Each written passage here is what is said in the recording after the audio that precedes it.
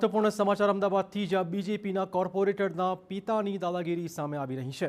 પોતે જ કોર્પોરેટર તરીકે ઓળખ આપી અધિકારીને ધમકાવ્યા હતા। ખોખરા બીજેપીના કોર્પોરેટર ચેતન પરમારના પિતાનું આ કારસ્તાન જોવા મળી રહ્યું છે। સર્વોદય નગરમાં ગટર લાઇન પર બનેલા ગેરકાયદે બાંધકામ તોડવા પહોંચ્યા હતા અધિકારી।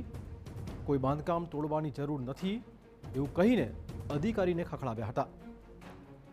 નગરસેવક તરીકે રોફ જમાવતા કોર્પોરેટર પિતાનો આ વિડીયો થયો છે વાયરલ।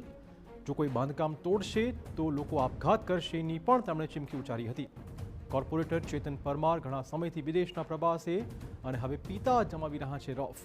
આક્ષેપ એ વાતના છે કે કોર્પોરેટરના પિતા મહેશ પરમારે એલિસ બ્રિજના ધારાસભ્ય અમિત શાહના નામે પણ ધમકી આપી હતી। હાઉસિંગ બોર્ડના કેટલાક અધિકારી અન્ય ધર્મના હોવાથી મકાન તોડવા આવ્યાનું કહીને પણ ધમકાવ્યા હતા। તો જો અહીંયા કોઈ પણ દબાણ તોડાશે તો લોકો આત્મહત્યા કરશેની ચીમકી પણ તેમણે ઉચ્ચારી હતી।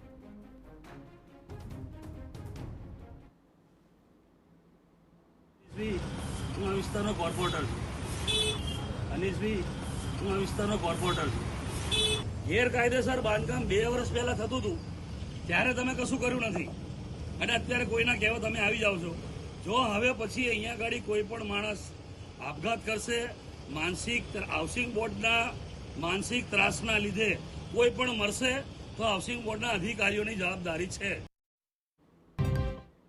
વધુ વાત કરવા જોડાશે અમારા સંવાદદાતા જિગ્નેશ। જિગ્નેશ, કયા પ્રકારનો બનાવ, કેવી દાદાગીરી?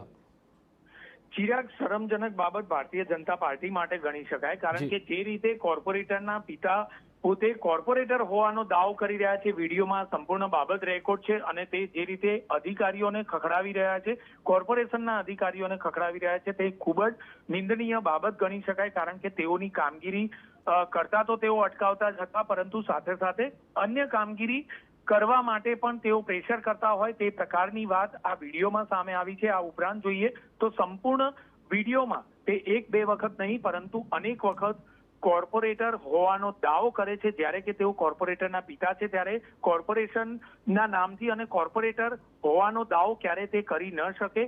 આ પ્રકારનો જે વિડીયો છે તે ખૂબ જ નિંદનીય ગણી શકાય। આખરે હવે શિસ્તબદ્ધ ગણાતી પાર્ટી એટલે કે ભારતીય જનતા પાર્ટી દ્વારા હવે કયા પ્રકારના પગલા આ બાબતે લેવામાં આવે છે તે પણ એક મહત્વની બાબત છે। કારણ કે જ્યારે કોઈ પણ ડ્રેનેજ લાઇન કે કોઈ પણ જગ્યા પર જો કોઈ પ્રકારની મુશ્કેલી હોય અને તેના પર મકાનો બની ગયા હોય, ગેરકાયદેસર મકાનો બની ગયા હોય, તો તેમાં કામગીરી કરવી તે કોર્પોરેશનની કામગીરી હોય છે। અને આ જ કામગીરી કરવા માટે કેટલાક અધિકારીઓ ત્યાં પહોંચ્યા હતા, જેમને કામ કરતા અટકાવવાની સાથે સાથે વિડીયો બનાવી અને તેમને જાણે કે બ્લેકમેલ કરતા હોય તે પ્રકારનો ફરજમાં રૂકાવટનો પણ ચોક્કસ મામલો બની શકે તેમ છે।